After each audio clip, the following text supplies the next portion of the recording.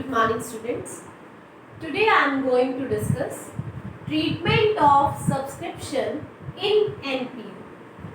This is the most important point, and almost 60% of chapter can be covered just because of this point. So how it should be treated? You have to prepare income and expenditure account plus last year balance sheet as well as current year balance sheet in question. So I am just giving you an example so that this point should be clear. Receipt and payment account is given in question. As you know, it's expenses side, amount, income and amount. So how it will be treated?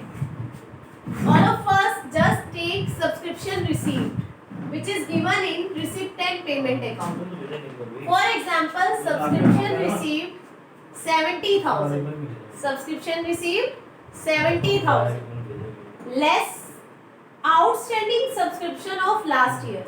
Keep it in mind that income and expenditure account is related to current year only. So if subscription outstanding for last year, so it should be deducted, and subscription outstanding of current year is added because it is related to current year.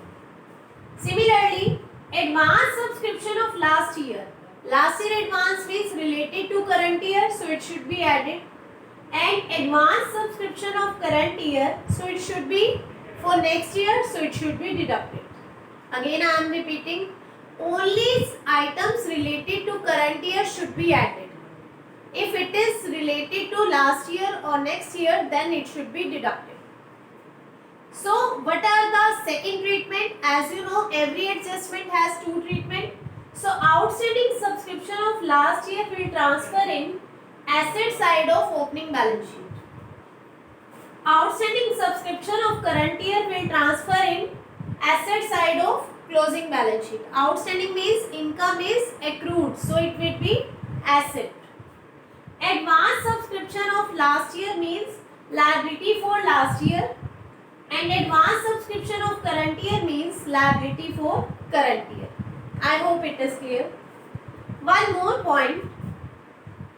If last year's subscription also given in adjustment, for example it is 20,000 but received only 17,000, that means we should less from here 17,000, and last year's subscription is 20,000, so 20,000 will be transferred in opening balance sheet,